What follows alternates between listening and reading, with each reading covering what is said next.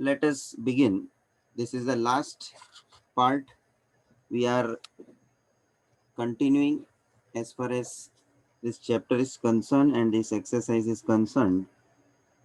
And last lecture कल ही हमने उसके कुछ क्वेश्चंस देखे. उसमें खास मेरे डिस्कशन में रहा elasticity demand. Very important, elasticity of demand.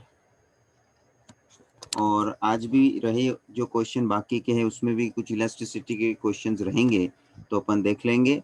और एक और नए टाइप का क्वेश्चन आज हमको देखना है, that is regarding MPC, MPS, APC, APS, that is based on our consumption function.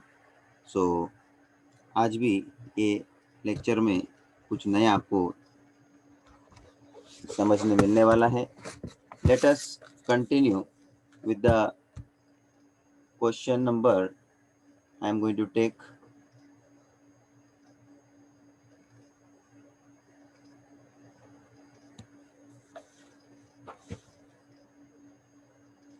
Question number 12.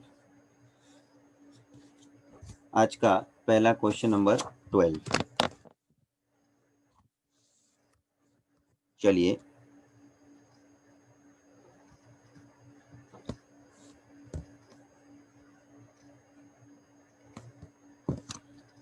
देखो क्या दिया है. Manufacturing company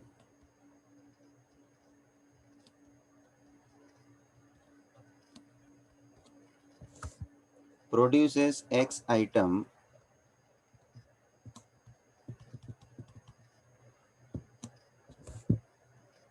at a cost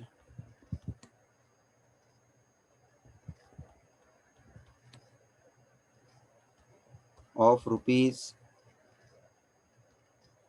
40 plus 2x.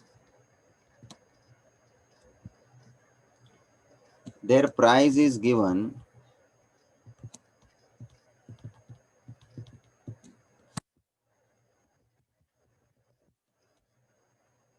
as P is equals to 120 minus X.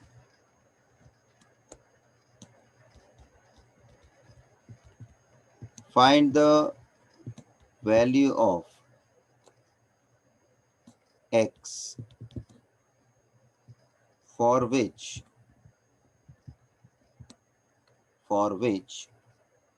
number 1, revenue is increasing.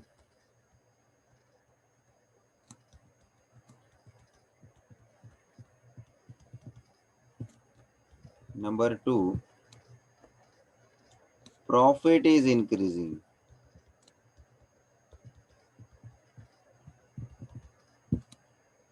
And number 3,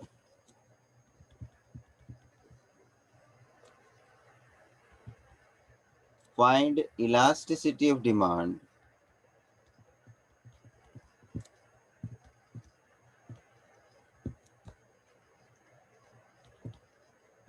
for price 80.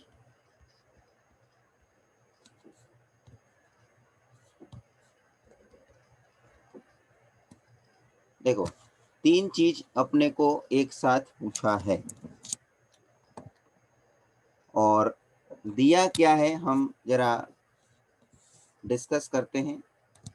Manufacturing company produces x item. X item की बात करते हैं और always you know the total quantity की बात करते हैं.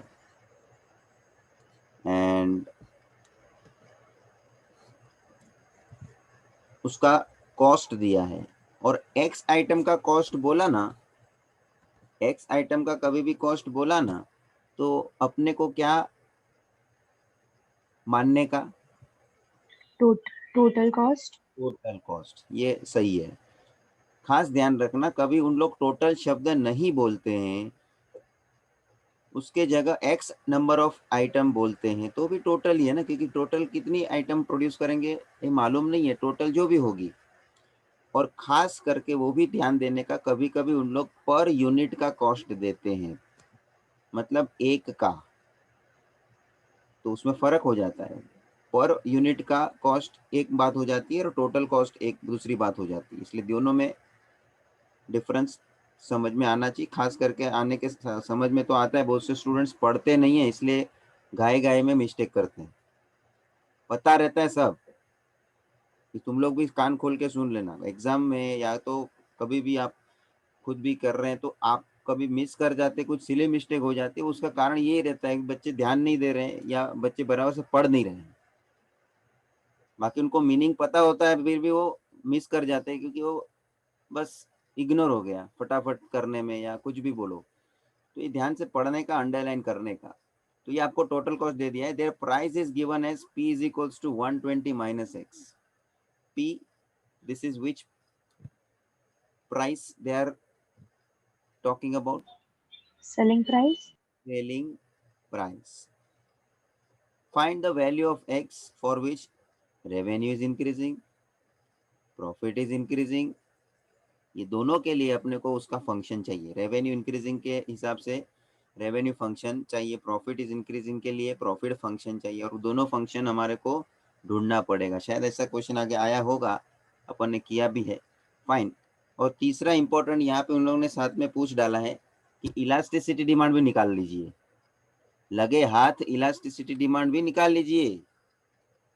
तो ये कुछ इंपॉर्टेंट बात होगी। खाली पहला दो तो रिपीट पैटर्न का है। चलिए हम शुरू करते हैं।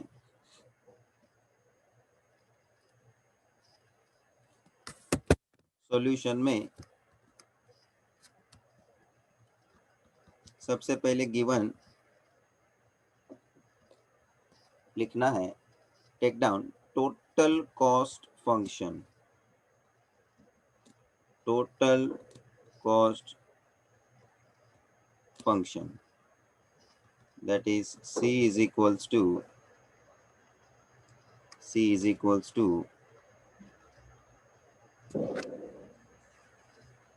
40 plus 2x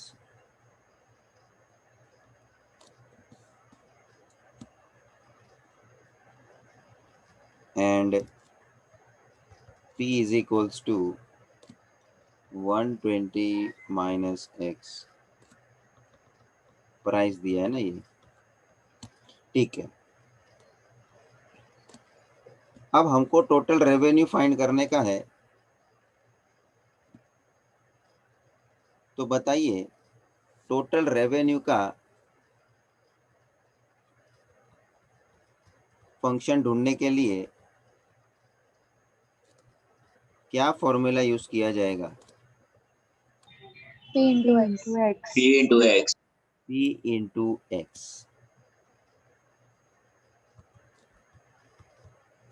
बराबर है, सबका बात सही है। चलिए p का वैल्यू रख दीजिए 120 माइनस एक्स इंटू एक्स। इसको आप ओपन कर लीजिए, 120 एक्स माइनस एक्स स्क्वायर। ये आपको टोटल रेवेन्यू मिल गया। अब हम रेवेन्यू की बातें आगे बढ़ा सकते हैं। As you can have the increasing के पॉइंट ऑफ व्यू, लेकिन उसका हमको डेरिवेटिव पहले निकालना पड़ता है। आपको मालूम है differentiating with respect to x, d R by d x. 120x का derivative 120 120 minus x minus 2. Minus 2x। ये हो गया डेरिवेटिव निकाल के। अब हमको पता है, मैं यहाँ साइड में ही करूँगा, since revenue is increasing, given na, therefore dr by dx should be greater than 0। चले dr by dx क्या है? 120 माइनस 2x ग्रेटर देन 0। बोले तो 120 ग्रेटर देन 2x पलटी मार दे, therefore 2x less than 120, therefore x less than 60। भाई जी हमारा revenue increasing तभी होगा जब भी x लेस देन 60 होगा। देयरफॉर कमेंट लीजिए लास्ट का कंक्लूजन, क्या कंक्लूजन देंगे? Hence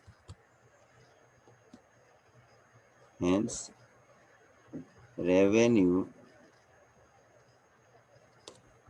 is increasing at x less than 60. To be more precise, देखो इन लोग देंगे नहीं देंगे मेरे को देखने का नहीं है, तुमको पता है सबको।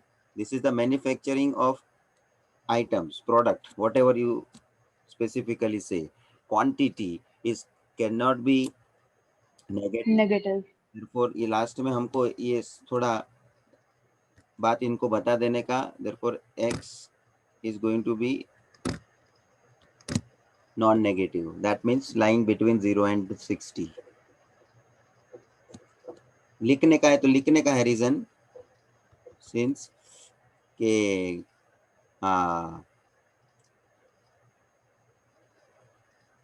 production of items cannot be negative. Production of item cannot be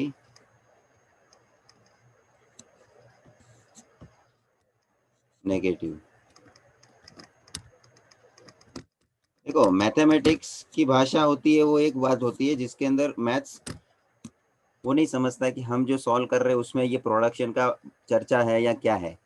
maths ये नहीं समझता है, मैथ्स के प्रिंसिपल्स उसको आप यूज करेंगे आपको आंसर तो दे देगा, बट अपना कंसिडरेशन जो हमने किया है इस क्वेश्चन में, तो उसके आधार पे हमें फिर थोड़ा प्रिसाइसली जजमेंट लेना चाहिए, इसलिए ये पॉइंट ध्यान में आना है। और else one can say that answer देख के x लेस देन 60 का आंसर देख के कोई भी बोल सकता है ना कि less than 60 in the sense minus में भी जो जा सकता है। So as to make it clear to दोस्त कि ऐसा इंटरप्रिटेशन जो गलत कर देगा, तो उसके लिए ये जरूरी है मुझे बताना।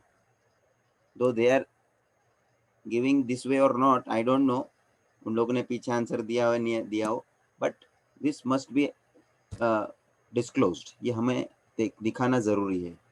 ये हम पहले आगे टेक्स्ट बुक नहीं था तो हम तो दिखा देते थे, मतलब कि ये ज़रूरी है।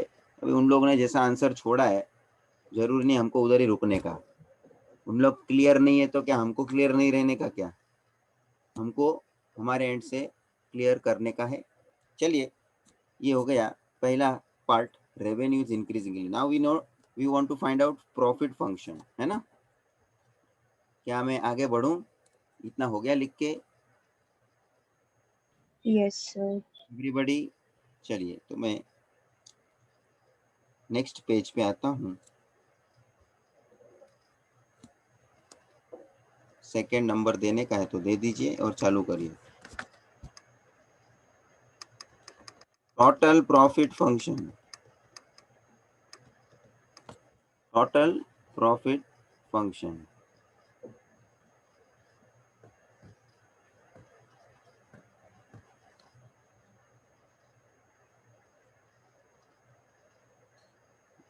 नयन फॉर्मूला बोलो।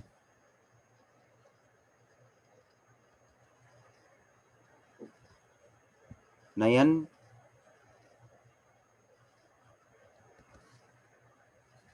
फॉर्मूला बताइए।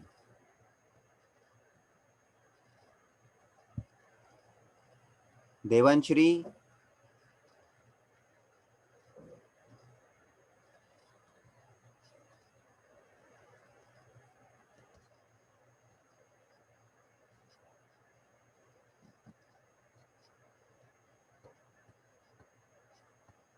Dinky,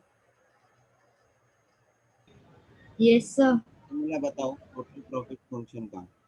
Total profit is equal to total revenue minus total cost. Which is pi, बराबर ना? Total profit Yes, sir. Is equal to R minus T. ठीक है, करेक्ट। चलिए, रेवेन्यू निकाला है, सब्सटीट्यूट करिए। प्रीवियस लिए हमने ढूंढा है टोटल रेवेन्यू फंक्शन क्या था, 120x minus x square, 120x minus x square. मेहरबानी करके ब्रैकेट का आदत डालने का है, बार माइनस वगैरह होता है तो उसका टेंशन नहीं। टोटल कॉस्ट फंक्शन हमको दिया हुआ है ये देखो मैंने स्टार्टिंग में लिख के गिवन करके लिखा था, टोटल कॉस्ट है 40 plus 2x, 40 plus 2x correct है।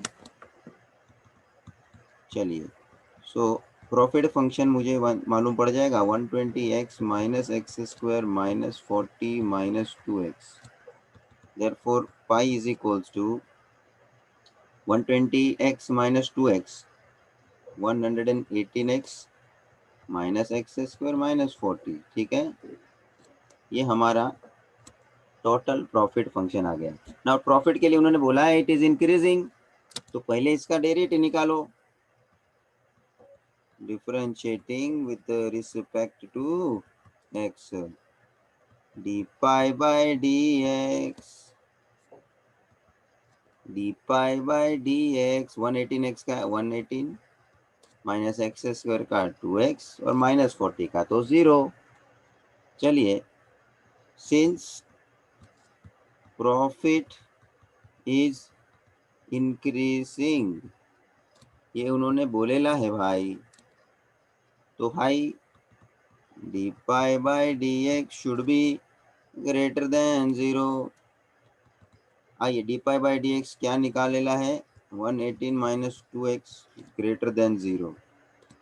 चल 118 ग्रेटर देन 2x, इसको रिवर्स कर पलटी मार, 2x less than 118, therefore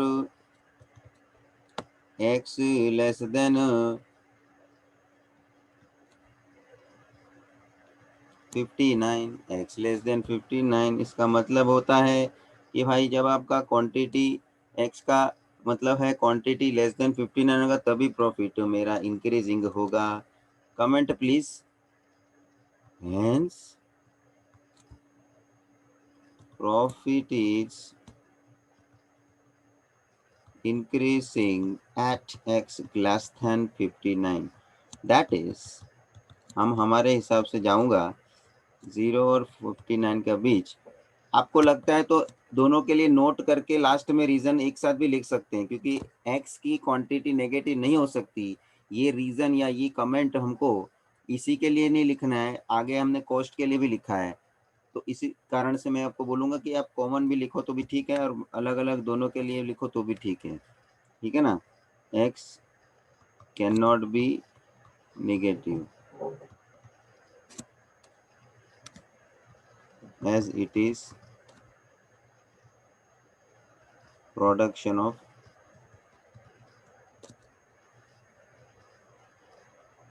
units। ठीक है, कैसे भी लिखो, कमेंट इस तरह का मेंशन होना है, अल्टीमेटली क्लियर होना है। चलिए हम आगे बढ़ता हूं, और ये तो पहले लिख लिया कि नहीं सबने, और खास तौर पे अभी हमारा मेन फोकस उस पे रहेगा elasticity of demand, elasticity of demand.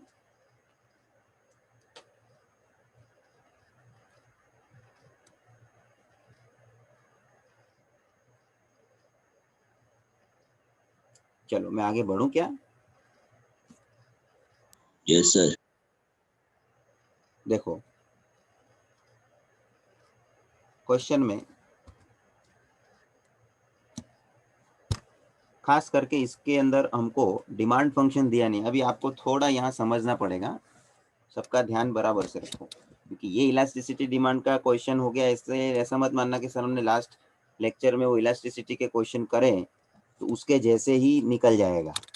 हाँ, लास्ट क्वेश्चन जो हमने किया था इलास्टिसिटी डिमांड का, ये मुझे जरा बोलो तो कौन सा क्वेश्चन किया था, और जरा सब लोग टेक्स्ट बुक में भी ध्यान दें वो क्वेश्चन का। यहाँ मैं कंपैरिजन इसलिए करना चाहता हूँ, जो मुद्दा मुझे यहाँ आपको कंपैरिजन का करवाना है, इसीलिए मैं आपको बात कर रहा हूँ।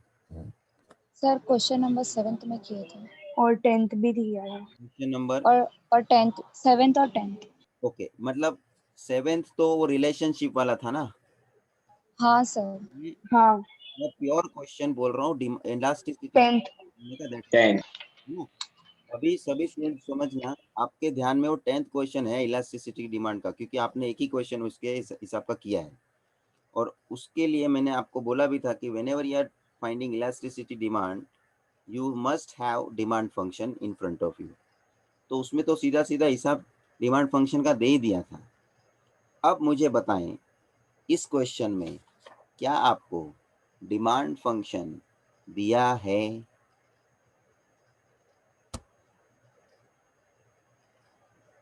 ये है तुम्हारे सामने थोड़ा चैलेंज कि इलास्टिसिटी के लिए हमको डिमांड फंक्शन दिया होना चाहिए, ऐसा आप सर बोलते थे और दिया था, और 10th में तो हमने कर लिया।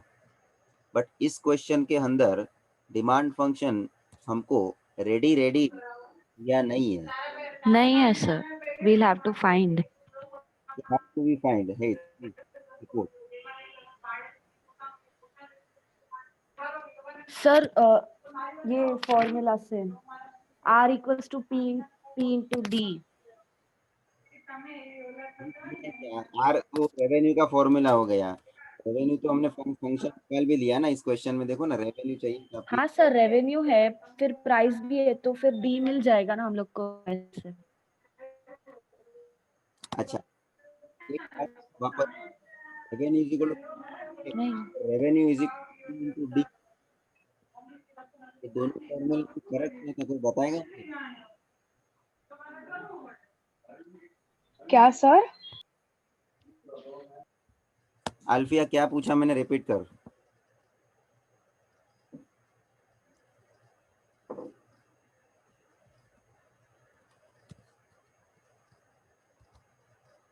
कृति repeat what I have asked.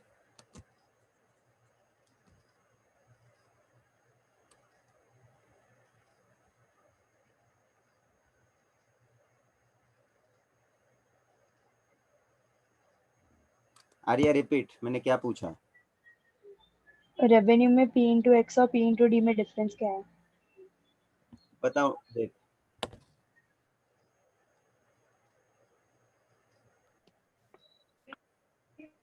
हाँ सर, बोलो।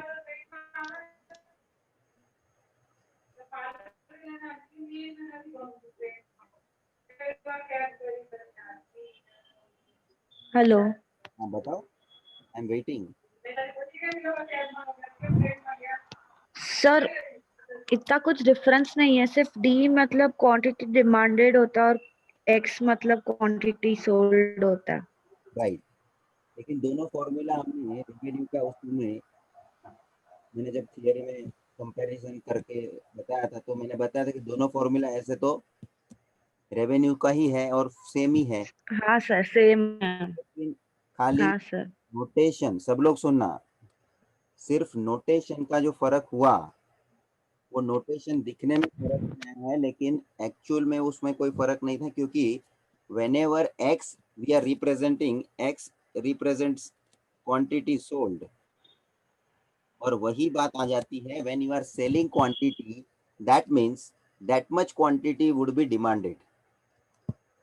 Clear?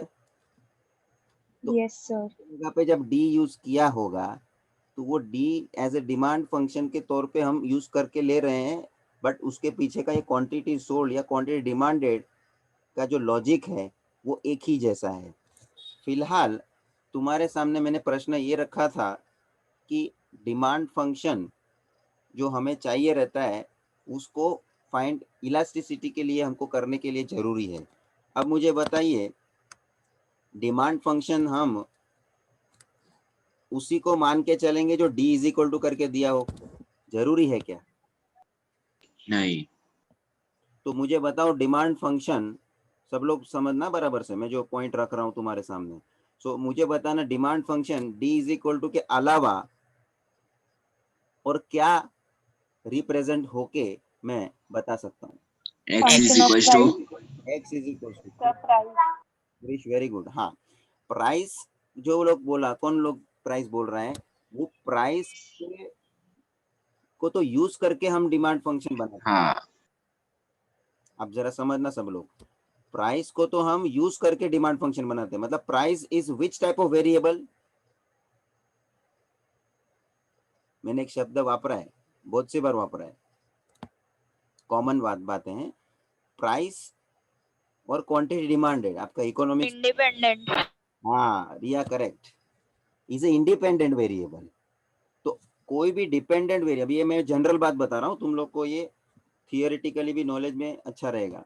कोई भी डिपेंडेंट वेरिएबल को हम जब फंक्शन में एक्सप्रेस करते हैं तो उसको इंडिपेंडेंट वेरिएबल के रिस्पेक्ट में एक्सप्रेस करते हैं। तो अब मुझे बताइए सब लोग सुनना, demand function D is equals to ही है ऐसा दिया हो तो ही वो डिमांड फंक्शन बोला जाएगा, या एक्स इज इक्वल्स टू है तो भी वो डिमांड फंक्शन बोला जा सकता है? x is equal to demand function बोला जा सकता है। So alternatively now in front of you there is one more option created that demand function जरूरी नहीं है कि डी इज इक्वल्स टू ही दिया होना चाहिए। हेत समझा? हाँ सर। Question D is not there, तो डी का इस्तेमाल करके ये डिमांड फंक्शन बनना नहीं है, बल्कि एक्स का उपयोग करके हम इनडायरेक्टली डिमांड फंक्शन क्रिएट करना है। तो मुझे अभी बताइए, क्वेश्चन में आइए, धीरे धीरे ये थियरी को छोड़ दो, अभी हमको उसका यूज करके क्वेश्चन में आगे बढ़ना है। So here they have given us,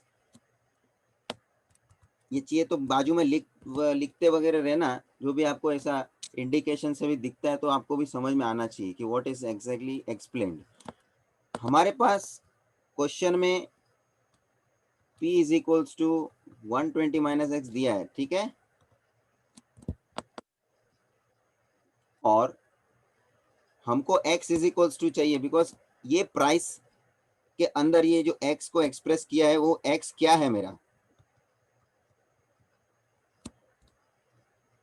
that quantity sold means quantity demanded x now to be used for the demand function.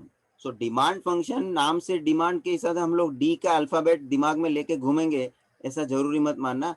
Don't, we can't say कि भाई वो डिमांड फंक्शन d से एक्सप्रेस किया है, या दूसरे भी तो वेरिएबल्स हैं। और इसको मैं बोल दूं, ये तो दो तुमने देखा हुआ इसलिए तुम्हारे सामने मैंने एक्सप्लेनेशन के लिए रखा है। कुछ कुछ क्वेश्चन हम लोग कभी दूसरे बुक में से देखा भी हमने कि ऐसा q इज इक्वल्स टू भी होता है, और मैंने आगे डिस्कशन में लिया ही ये q रहेगा, वो भी q को क्या समझने का,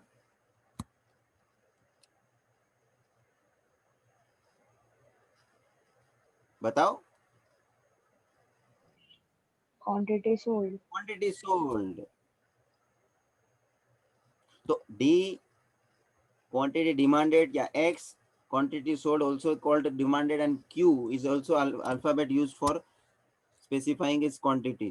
तो कभी ये आपको कंफ्यूज करने के लिए उन लोग ये हेरा फेरी करते हैं वेरिएबल्स का, meaningfully it is giving you same information. ये आपके सामने इसलिए मैंने डिटेल में डिस्कशन रखा क्योंकि ये क्वेश्चन के पॉइंट ऑफ व्यू मुझे ये करने मिला डिस्कशन एक बात, और इससे तुमको ये पॉइंट भी इलास्टिसिटी का कैसे अपने को निकालने का है ये भी आगे क्लियर होना चाहिए।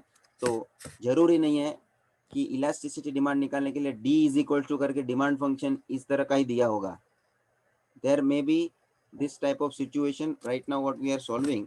तो यहाँ से मुझे बताओ तो x की वैल्यू क्या हो जाएगी, x की वैल्यू क्या हो जाएगी 120 माइनस p। अब मैंने 120 minus 80 120 माइनस x था ना, 80 प्राइस फंक्शन क्या दिया है हमको बेटा, कौन बोल रहा है 80 वाला पॉइंट? sir मैंने so because in question it is given elasticity of demand for price is 80।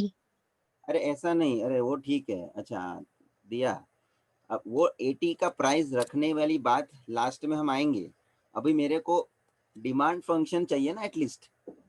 हाँ सर। हाँ, तो मैं वो प्राइस का हिसाब से पहले फंक्शन लेके आया हूँ ना, मतलब यहाँ से मेरे को इसके ऊपर से बोलने का था x इज इक्वल टू क्या हो जा रहा है, मैं ये कॉन्टेक्स्ट में पूछ रहा हूँ। Okay sir. प्राइस बाद में चल के हमको सब्सटीट्यूट करने के लिए 80 दिया है, वो बात तुम्हारी सही है, but right now at this point of time I am asking you कि ये p is equal to 120x में से x इज इक्वल्स टू क्या बन गया, ऐसा, ठीक है।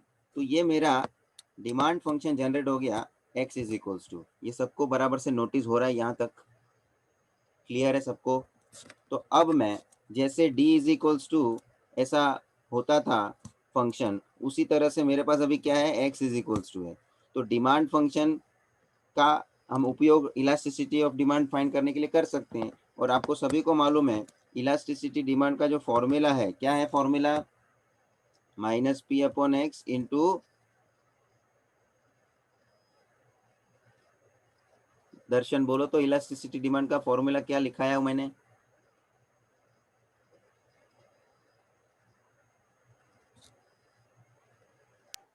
हाँ सर, बोलो। Minus P upon X into D X by D P. हाँ, ये देखो भाई, मॉडिफाई कर लिया दर्शन ने बराबर से। मेरा फॉर्मूला में मैंने क्या लिखाया था in general, minus P upon X into D D by D P. अब मैंने मेरा फॉर्मूला मॉडिफाई करके क्या बना लिया, minus P upon X into D X by D P. ये D X by D P क्यों आया, क्योंकि right now this demand function is x is equals to represented, therefore the derivative will also be obtained dp dx by dp। ये point सबको समझना, और चाहिए तो क्या करो, तुम्हारे को जो लगता है तो ये फॉर्मूला इलास्टिसिटी डिमांड का भी वहां पे और करके लिख दो, जैसे मैंने रेवेन्यू का 2 फॉर्मूला लिखाया था ना,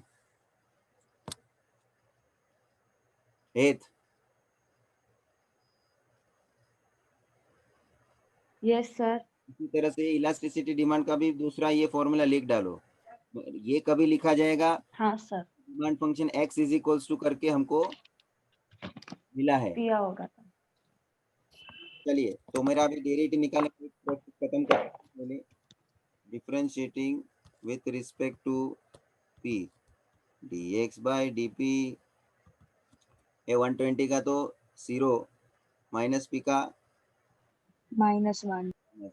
तो भाई साहब ये मुझे dx बाई dp मिला है, इसको बाजू पे रखो। अब मुझे एटा का फॉर्मूला यूज करके उसके अंदर ये सब्सटीट्यूट करना है, ठीक है, ताकि मुझे इलास्टिसिटी डिमांड फंक्शन मिल जाए। अभी देखो मैं एक शॉर्टकट दूंगा इस क्वेश्चन में खास करके, क्योंकि मुझे मालूम है कि यहाँ क्वेश्चन में इलास्टिसिटी डिमांड का फंक्शन नहीं पूछा है, इलास्टिसिटी डिमांड कितनी होगी डायरेक्ट वो आंसर ही पूछा है।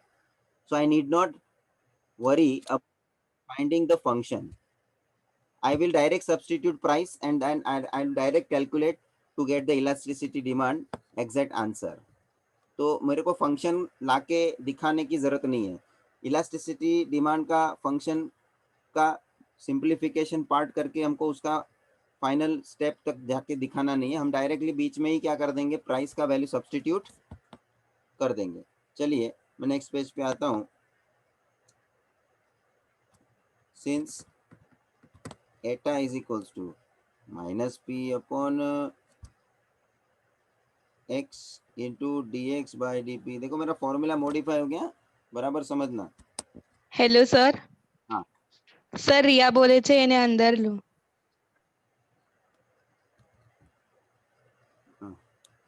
Okay fine.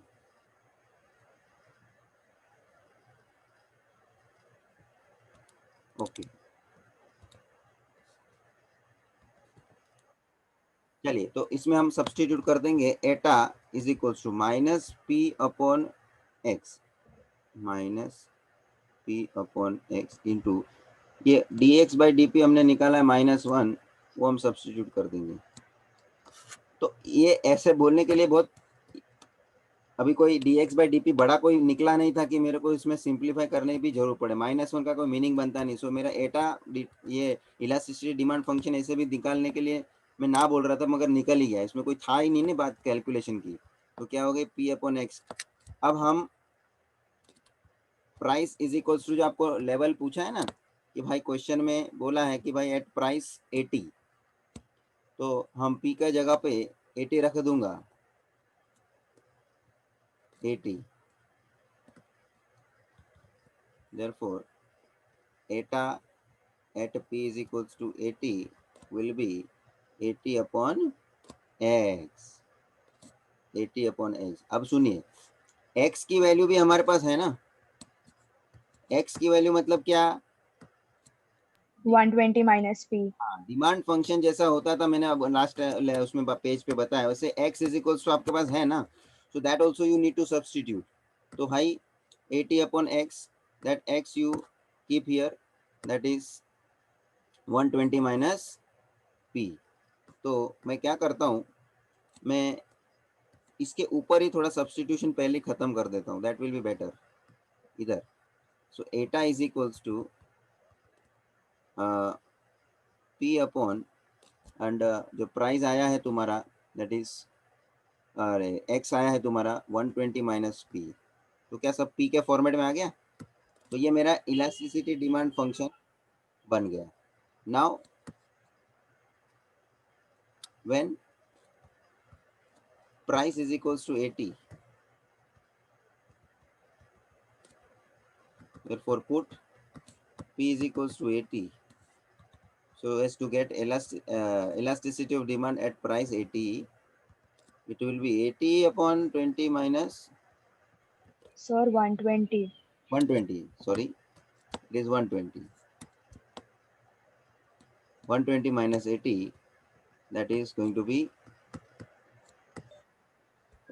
2 greater than 1, relatively elastic। Interpretation लिखिए, it is greater than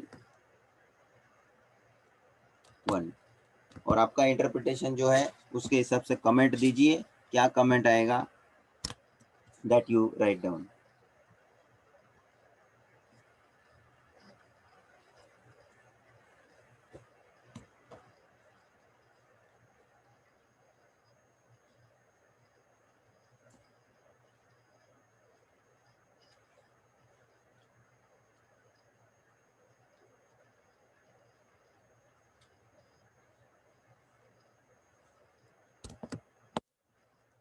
Therefore, eta is greater than 1,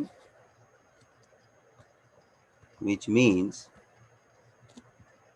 demand is relatively elastic। elastic. Relatively elastic.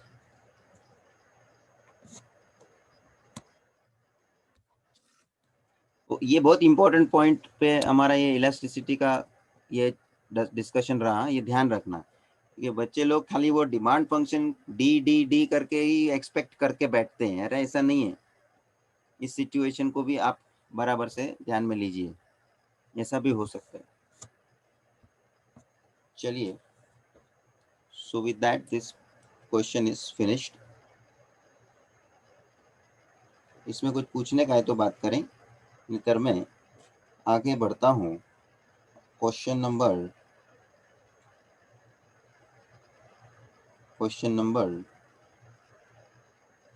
8 पे आता हूँ।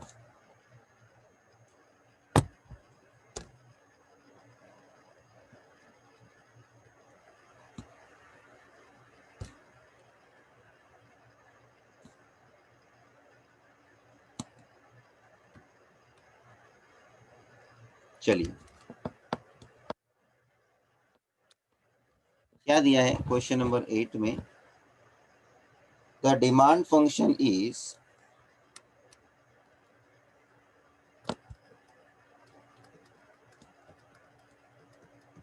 d is equals to p plus 6 upon p minus 3. Find the elasticity demand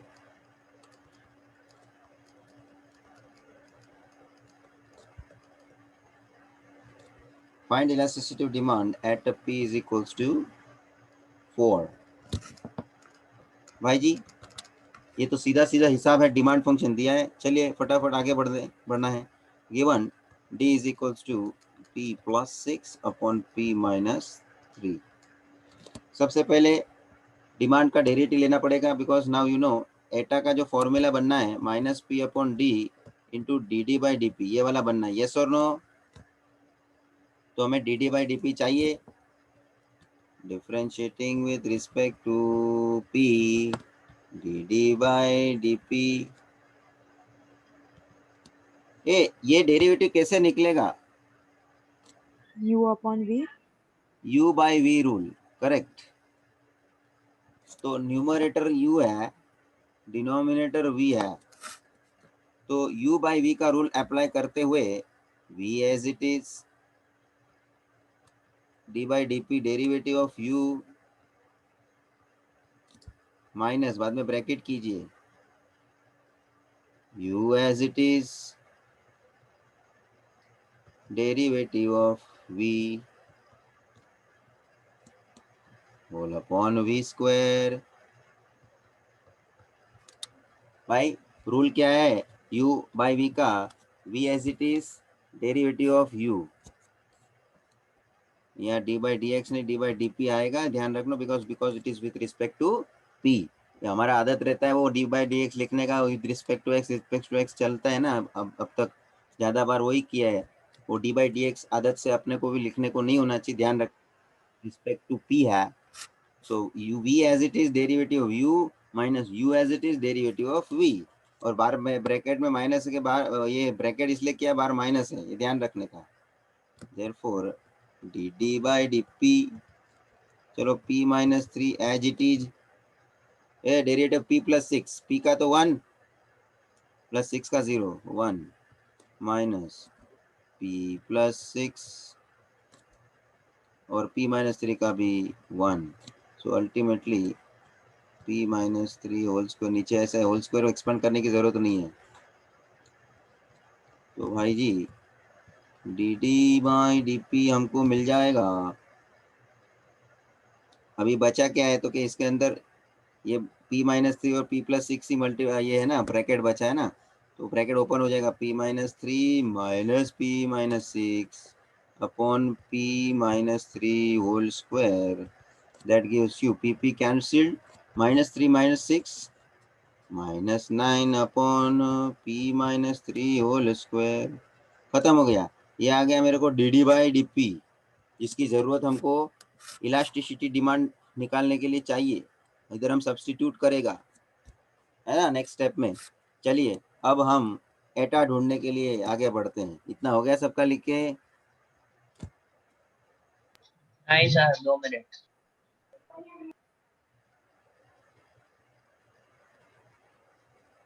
you by v का rule आना चाहिए सबको।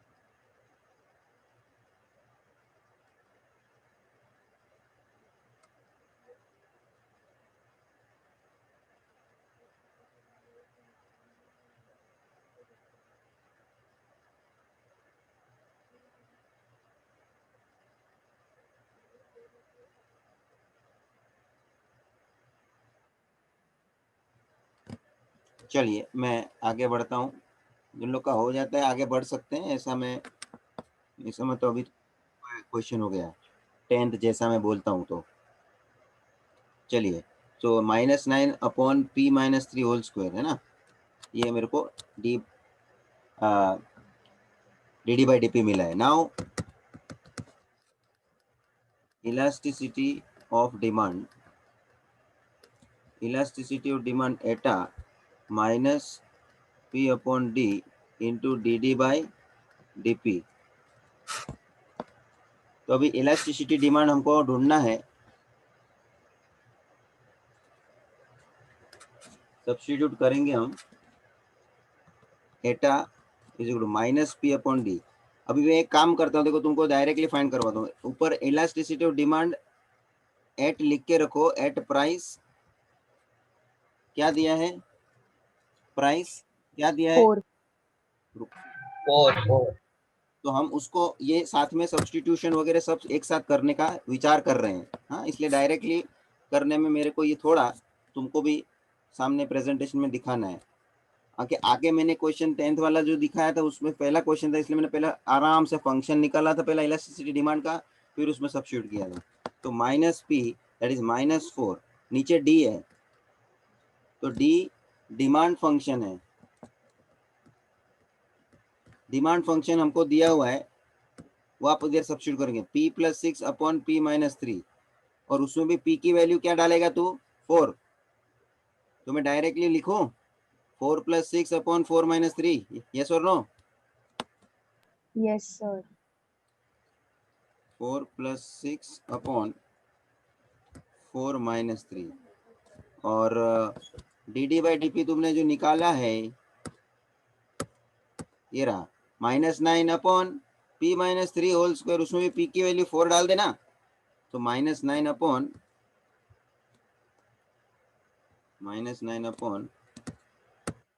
p - 3 that is 4 - 3 whole square, 4 - 3 whole square. देखो इतना directly नहीं होता है तो एक आध दो स्टेप बीच में करने का मैं तुम्हारे को रिक्वेस्ट करता हूँ, क्योंकि गड़बड़ नहीं होना चाहिए, सबको बोलता हूँ मैं ये डायरेक्ट करने में। और एक बात और खास सूचना, क्वेश्चन में पढ़ लेने का इलास्टिसिटी डिमांड का फंक्शन भी पूछा है क्या, कि खाली इलास्टिसिटी डिमांड पूछा है, ये दोनों में फर्क समझ रहे हैं आप लोग?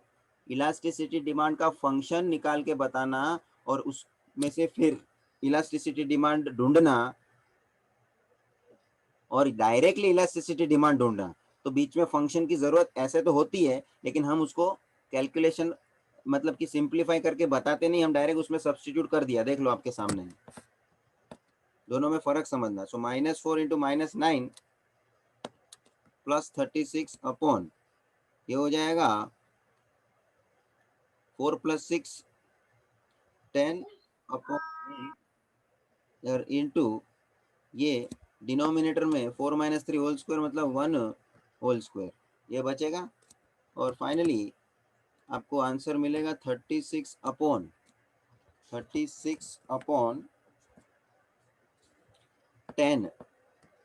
36 अपॉन 10, और जरा बताइए it is going to be 3.6, 6. 3.6 के हिसाब से ग्रेटर देन 1 आया कि नहीं, और एटा ग्रेटर देन Yes. ये कमेंट बोल, Relatively elastic. Elastic, hence demand is relatively elastic। भाई समझा डायरेक्ट डायरेक्ट कैसे किया सभी लोग को समझा? रिया? Yes, sir. हाँ सर। तो ये इंटेंशन रखना इसलिए कि भाई कभी हमको फास्ट भी जाना पड़ता है और इसके अंदर डिमांड इलास्टिसिटी डिमांड फंक्शन निकाल के बताने की कोई जरूरत नहीं पड़ रही है, क्योंकि पूछा नहीं है, तो हम थोड़ा कट टू कट जाते हैं। चलिए कोई बात नहीं, और तुमको एमसीक्यू में पूछ दिया ऐसा इलास्टिसिटी डिमांड फाइंड करो, तो इतना बड़ा क्वेश्चन करना पड़ेगा तुमको, और एमसीक्यू में तो आंसर खाली फिर तुमको ऑप्शन में देखना पड़ता है, तो उसके पीछे इतना सॉल्यूशन बड़ा करने से बेटर है तुमको शॉर्टकट पता है, थोड़ा बहुत भी कहाँ ना कहाँ फास्ट जा सकते हो तो अच्छी बात है ना, क्योंकि पूरा स्टेप बताने की कोई जरूरत नहीं पड़ती है एमसीक्यू में। बट हाँ फुल फ्लेज क्वेश्चन है तो बात सही है, थोड़ा बहुत अपने को ध्यान रखना पड़ता है, स्टेप्स जरूरी रहता है बताना। चलिए, so this is done question number 8। Now coming to question number 9।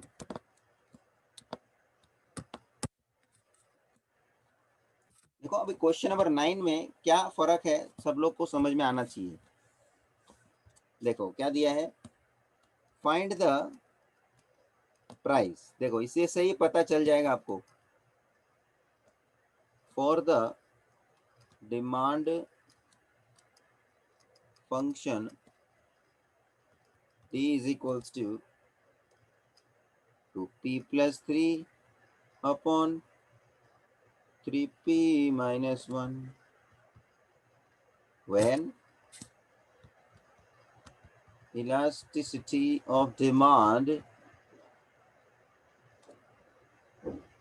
is 11 upon 14. 11 upon 14. ये क्या समझ में आता है अल्फिया?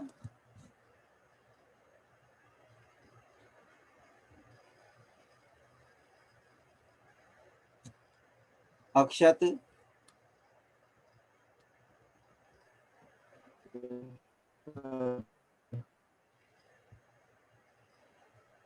Yes sir. हाँ, इसमें 9th क्वेश्चन जो अपन ये लिखा मैंने, उसमें क्या फर्क दिख रहा है प्रीवियस क्वेश्चन के कंपैरिजन में?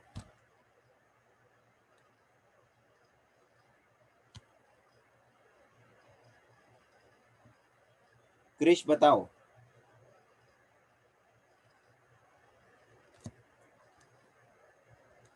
हाँ सर।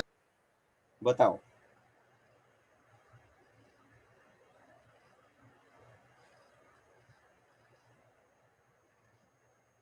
बोलिए। सर उसमें 8 वाले में प्राइस दिया था, इसमें इलास्टिसिटी ऑफ डिमांड दिया है। हाँ, सही है। तो अपने को सीधे सीधे इलास्टिसिटी डिमांड फाइंड करने को बोलते थे, प्राइस देते थे, लेकिन इसके अंदर अपने को उल्टा बोला है। इलास्टिसिटी डिमांड दे दिया है, हमको उल्टा प्राइस ढूंढना है। ये भी इंपॉर्टेंट क्वेश्चन हो गया, अलग टाइप का हो गया। चलिए, तो भाई जी हमें इलास्टिसिटी डिमांड फाइंड करके ही दिया है, तो इलास्टिसिटी डिमांड के अंदर फॉर्मूला में हम रखना चाहेंगे, तो हम इलास्टिसिटी डिमांड के लिए डेरिवेटिव डिमांड फंक्शन का निकालेंगे। सॉल्यूशन में पहले लिखो given demand function 2p + 3 upon 3p - 1 and elasticity demand is equals to eta is equals to 11/14. चलिए, differentiating with respect to p, elasticity demand के फॉर्मूला में रखने के लिए इसका डेरिवेटिव निकालना है ना, dd/dp चाहिए ना, dd/dp। ये वापस है u/v आ गया है, u/v rule, v as it is, derivative of u minus u as it is, derivative of v whole upon v square। ठीक है, चलिए, v as it is, 3p - 1 as it is, derivative of u 2p + 3, 2p का derivative 2 और 3 का तो 0 है, लिखने की जरूरत नहीं है। 2p + 3 as it is और डेरिवेटिव 3p - 1, 3p का 3,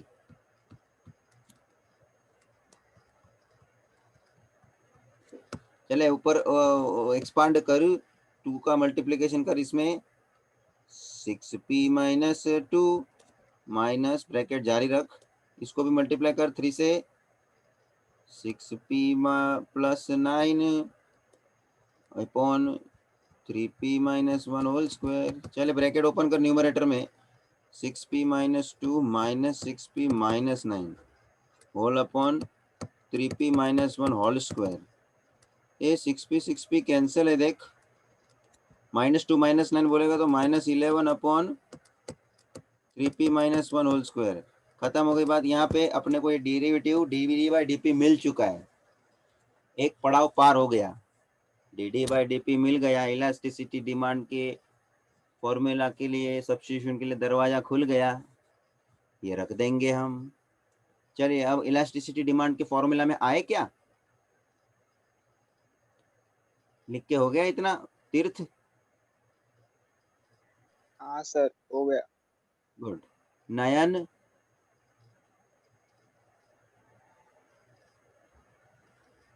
नयन,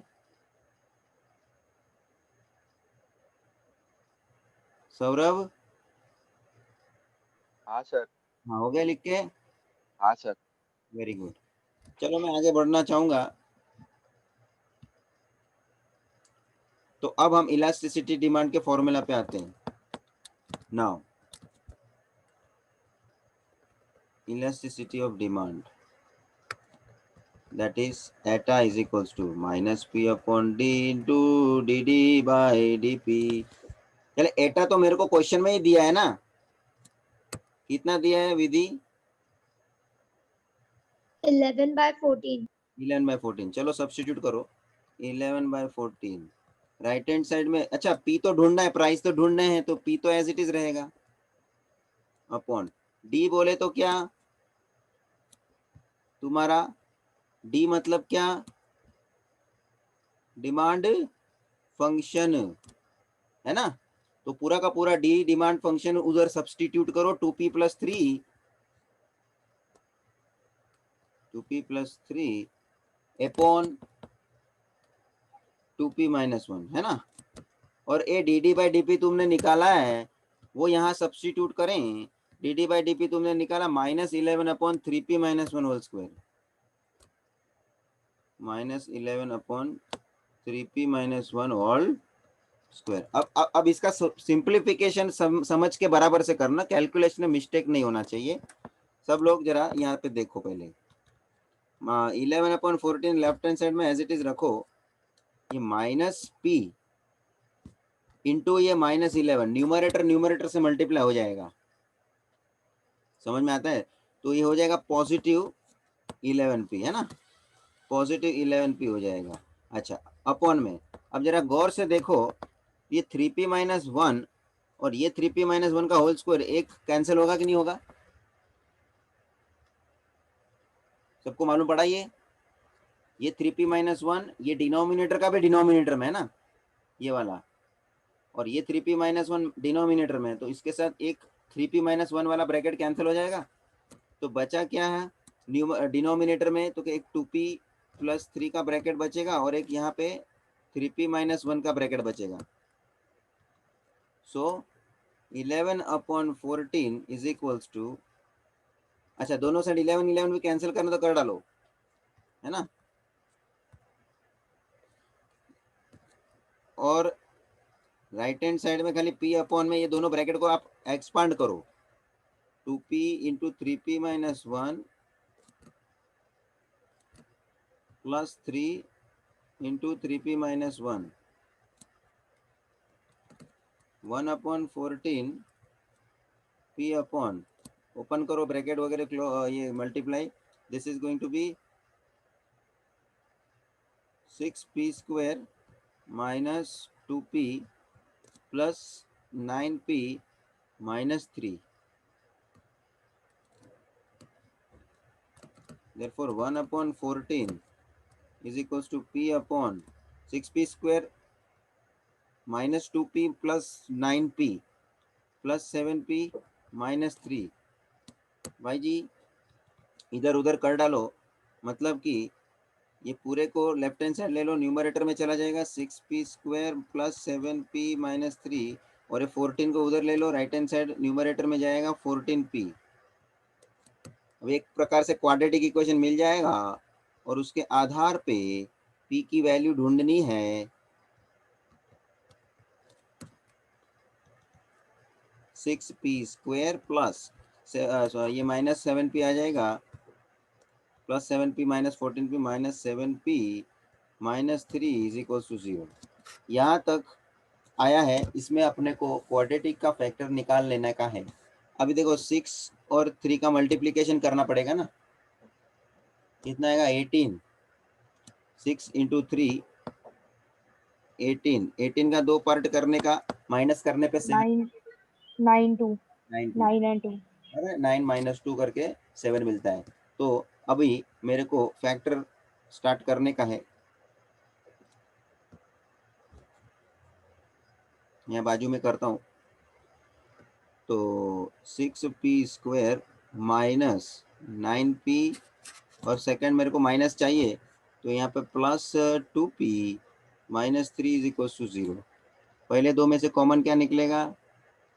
3p, तो क्या बचेगा? 2p - 3, और नेक्स्ट दो में से कॉमन क्या निकलेगा भाई?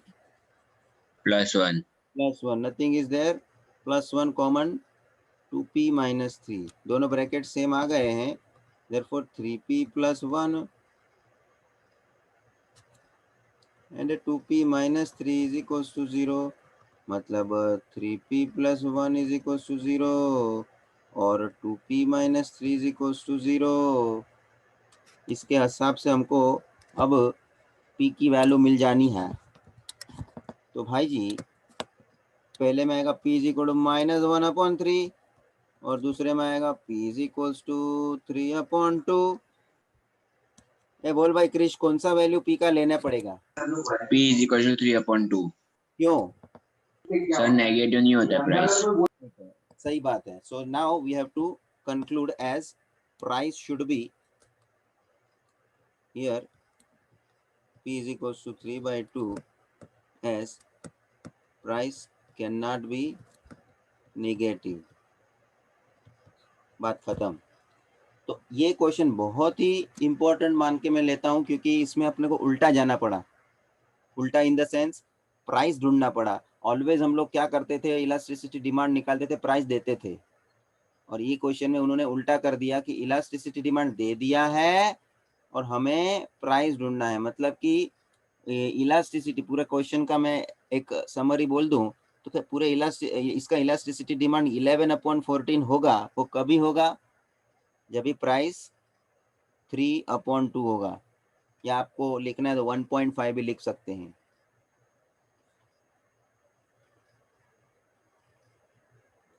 ये क्वेश्चन का स्टाइल समझा? ध्यान रखना, ये सबको इंपॉर्टेंट आपके टेक्स्ट बुक मार्किंग करते जाना, जो आपको लगता है ये वेराइटी है। बाकी ऐसा बोलने के लिए सब वेराइटी क्वेश्चन इन्होंने कवर किया हुआ है इस एक्सरसाइज में, ऐसा बोलूं तो।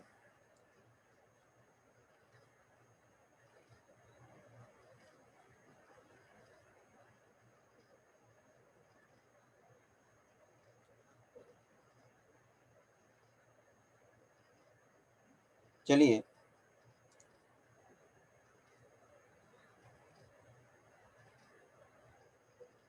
11th क्वेश्चन 10th जैसा है, आप लोग करेंगे। आगे मैंने कौन सा क्वेश्चन दिया था करने को? 6th वाला। करेक्ट किया सभी लोगों ने? Yes sir. आया बराबर answer? Yes sir. Yes sir. Very good. तो उसी तरह से जैसे 10th किया था ना, वैसे ही 11th कर सकेंगे आप, करने का है। हाँ सेम है, खाली आपको फंक्शन थोड़ा अलग दिया है और प्राइस का लेवल कुछ भी दिया है। चलिए अभी मेरे को मेन क्वेश्चन कंप्लीट करना है 13th।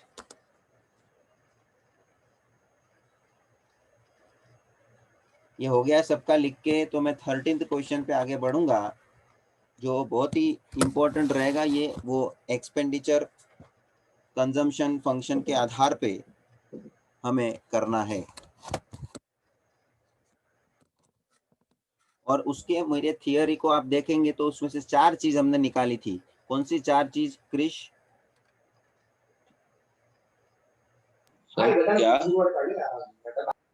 फंक्शन के थियरी का लास्ट क्वेश्चन अभी 13 में ले रहा हूँ, तो उसमें 4 चीज हमने थियरी में उसके फॉर्मूला वगैरह जब मैंने लिखाया था तभी स्टार्टिंग में, हाँ सर। 4 इंपॉर्टेंट चीजें हमने समझी है। वो कौन सी 4 चीज हैं?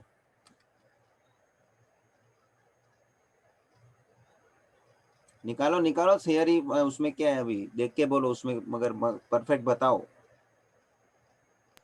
Sir MPC, correct, MPS, APC and APS. Very good.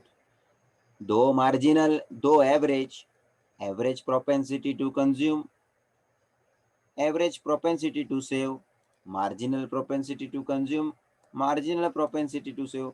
मैंने भी जो ऑर्डर में लिखवाया है, ऑर्डर ठीक है ऑर्डर तो, लेकिन मार्जिनल पहले निकल सकता है। जो भी निकालेंगे हमको फॉर्मूला है, लेकिन ये सब निकालने के लिए हमारे को क्या चाहिए होता था? Consumption function. करेक्ट। तो हमने कंजम्पशन फंक्शन को किससे डिनोट किया है? EC। Very correct. तो देखो कंजम्पशन फंक्शन जब उन्होंने दिया होएगा ना, तो ही हम ये MPC, MPS, APC, APS ये 4 चीज हम फाइंड आउट कर सकेंगे। उसी तरह से जैसे मैं बोलता हूँ कि इलास्टिसिटी डिमांड निकालना है तो डिमांड फंक्शन चाहिए, वैसे ये सब ये चारों चीज जो निकालनी है तो उसके लिए हमारे को कंजम्पशन फंक्शन चाहिए, and consumption function is denoted by EC.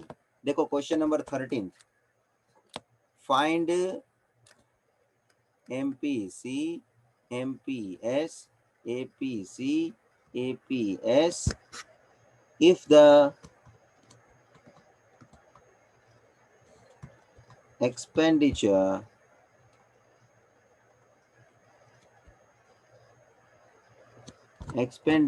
EC of a person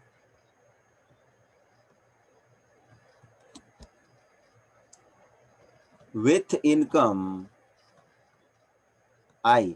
और एक मिनट, एक कंजम्पशन फंक्शन किसके रिस्पेक्ट में हम एक्सप्रेस करते हैं, ये बोलिए ना. Income income.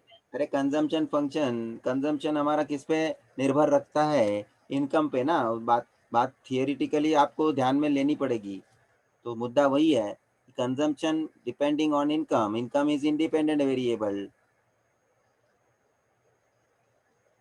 कभी इनकम कुछ है और कभी इनकम कुछ है, तो कंजम्पशन उसके आधार पे, उसके ऊपर से डिपेंड करेगा वो इनकम के आधार पे. चलिए, आई इज गिवन बाय, देखो आपको ये EC का फंक्शन देके रखेंगे. ये एक स्टैंडर्ड टाइप का क्वेश्चन है, ये खास पूछा जाता है और आगे भी बोर्ड में काफी टाइम पूछा है. 0.0003 into I square plus 0.075 I when I is equals to 100,000, है ना. जब भी इनकम ये रहेगा तभी बात करो. वो जैसे इलास्टिसिटी डिमांड के लिए भी वो इलास्टिसिटी डिमांड को फाइंड करना है, जब भी प्राइस ये है ऐसा बोलते हैं ना, प्राइस दे के रखते हैं ना, वैसे इधर भी आई इनकम दे के रखा है. चलिए, सबसे पहले मैं तुमको पूछूं, what is the formula of MPC?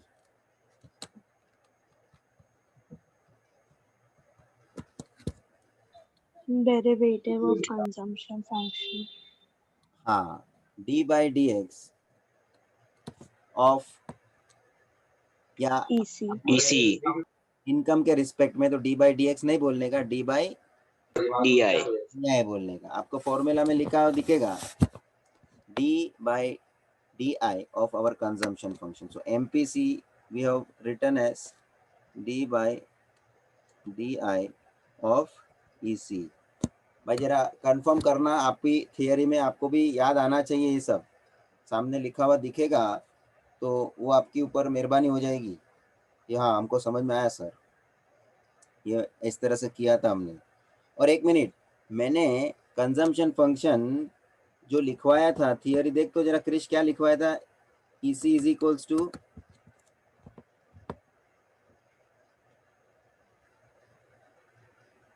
Starting देख, सब लोग देखो. हाँ सर, एक मिनट. f of x. हाँ तो है तो f of x, इसमें x का क्या मीनिंग बोला था मैंने. सर क्वांटिटी सोल्ड भी हो सकता है और क्वांटिटी डिमांड भी हो सकता है. ये मेरी माँ, है इधर क्वांटिटी, इनकम कहाँ क्वांटिटी लेके आई तू. देख निकल. क्या सर? तेरी सीटी बज गई है. हाँ सर, वो पीछे. अरे लेकिन तू जो बोल रही है एक्स का मीनिंग, ये इसके कॉन्टेक्स्ट में बोलना, वो कॉस्ट और रेवेन्यू के कॉन्टेक्स्ट में एक्स का मीनिंग क्यों बता रही है. अच्छा हाँ सर, इनकम. Sorry sir. चल रहा है, निकाल थियरी.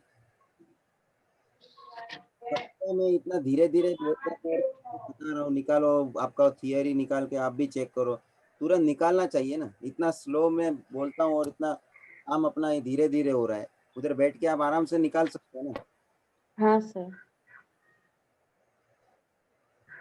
Okay sir. अभी बोलो देख के. हाँ सर, इनकम बोला ना. EC is equals to F into X. Income लिया था, स्टूडेंट समझ लेना. ये EC उधर भी तुमको थियरी में लिख के रखना है तो लिख के रखो, यही expenditure function can become function for income, but that income would be denoted by आई।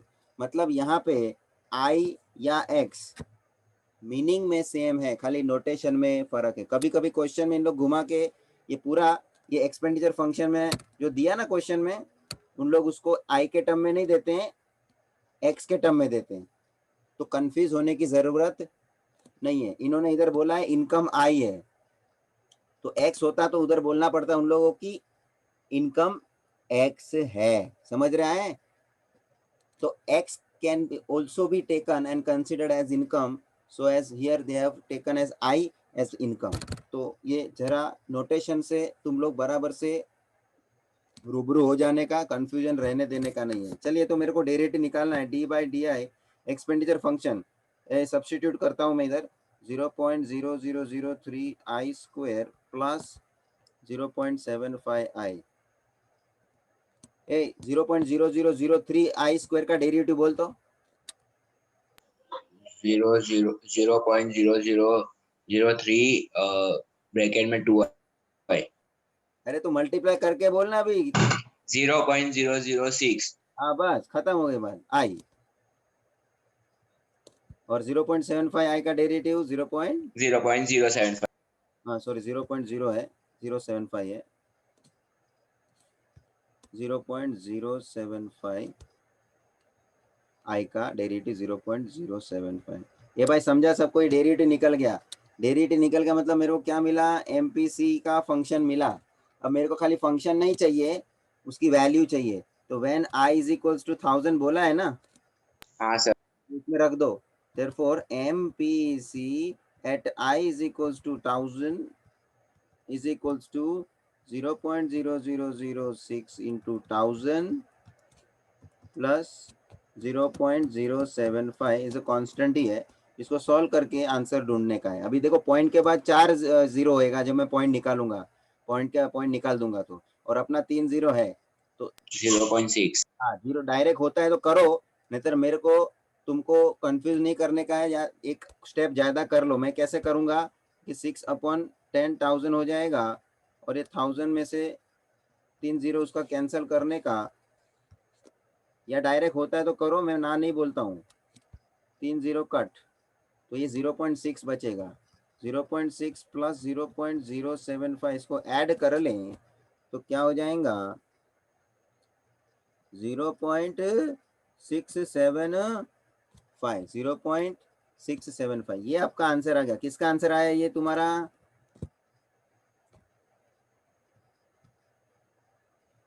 एक एमपीसी। कभी ये कभी है एमपीसी का answer 0.675 When I is equal to 1000। When I equals to 1000.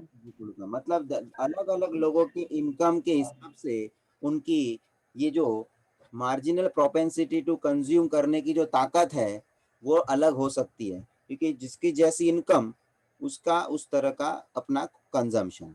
ये बात मैंने थियरी में फिट कर दी है। अभी आपको कैलकुलेशन समझ के देखने का है कि किस तरह से हम फाइंड करते हैं। अच्छा, उसी तरह से मेरे को एमपीसी मिल गया है तो एमपीएस मिलना चाहिए। ये एमपीएस का फॉर्मूला बोल तो Krish. MPC plus MPS is equal to 1। हाँ, तो हमारे पास है सिंस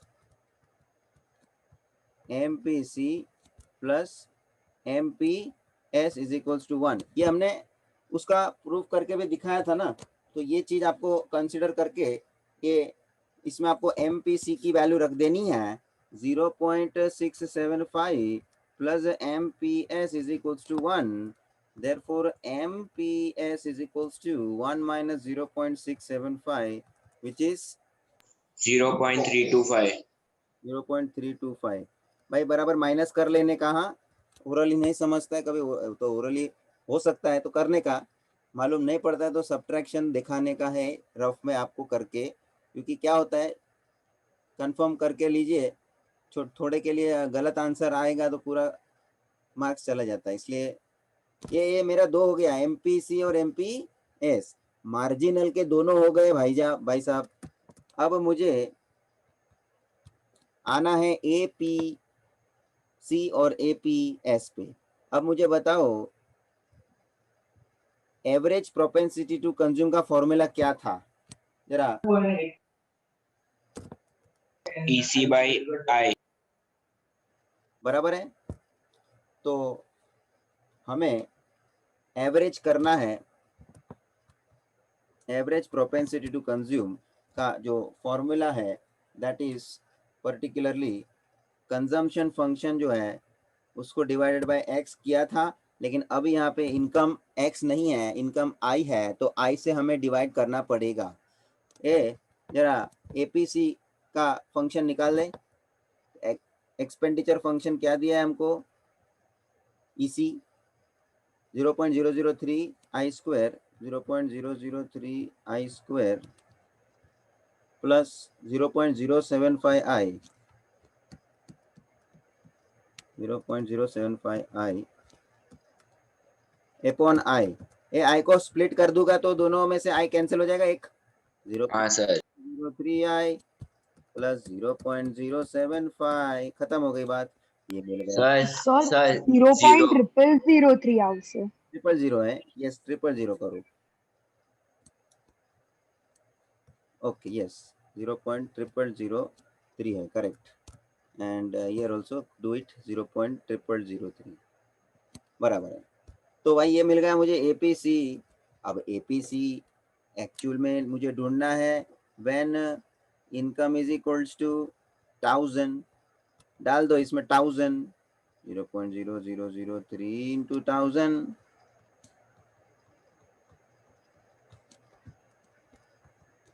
चलो भाई ये बचेगा क्या 0.375 प्लस 0.075 दैट इज 0.375। और भाई जी अब मुझे ढूंढना है एपीएस, क्या है formula, APC plus APS is is equal to 1। तो भाई रख दें एपीसी का value 0.375 plus APS is equal to 1, APS is equal to 1 minus 0.375, therefore APS 0.625। 0.25। भाई साहब सब लोग समझ रहे हैं ये क्वेश्चन बहुत आसान है और ये एक ही स्टैंडर्ड टाइप का क्वेश्चन है। मेहरबानी करके इसको बराबर से ध्यान से, एक क्वेश्चन भी कर लेगा ना, तेरे को दूसरा क्वेश्चन दूंगा ना भी तो तुमको ऐसा लगेगा कि मैं एक का एक ही क्वेश्चन कर रहा हूँ। सॉल्व एग्जाम्पल में ऐसा क्वेश्चन आपको मिला है, दिया हुआ है पेज नंबर 112 पे, क्वेश्चन नंबर 6 सब लोग करने का। मेरे ख्याल से सॉल्व एग्जाम्पल साथ में आपको करना ही है, ये मैंने पहले भी बोल दिया है, आपके हिसाब से आपको खत्म करने का, जैसे जैसे हमारा भी टाइप क्वेश्चन का खत्म होते जाता है ऐसा आपको भी लेते जाने का। तो मार्क करके रखो क्वेश्चन नंबर 6 पेज नंबर 112 पे ये आपको दिया है। और एक खास बात तुमको बताना चाहता हूँ, पेज नंबर 111 पे आओ तो सब लोग, उसमें थर्ड क्वेश्चन देखो किस तरह से दिया हुआ है। प्रोडक्शन ऑफ, हम लोग normally x unit x article बोलते हैं ना, उधर उन्होंने क्यू यूज किया है। मैंने ये क्यू की बात की थी ना आपको, हाँ सर। तो उसमें कुछ किया नहीं है, खाली उन लोग ने क्वांटिटी के लिए क्यू यूज किया है, that is just the change they have made. बाकी पूरा क्वेश्चन करने का हिसाब सेम रहता है। तो ये सब बातें को तुम लोग ऑब्जर्व करने का, when you are doing it आपको भी पता चलना चाहिए। सो विद दैट इसके दो क्वेश्चन आपको मैंने करने दिए एक्सरसाइज के, सॉल्व एग्जाम्पल तो आपको सबके सब करने ही है, और इसके साथ मैंने क्वेश्चन ये चैप्टर खत्म करना है, ठीक है। इसमें अभी और कुछ बाकी नहीं बचता है, और नेक्स्ट मैं जो चैप्टर लूँगा in the evening I am going to declare, most probably जो भी मुझे लेना है I will be taking in evening lecture से स्टार्ट कर दूंगा नया टॉपिक। इसमें कुछ किसी को पूछने का है? No sir.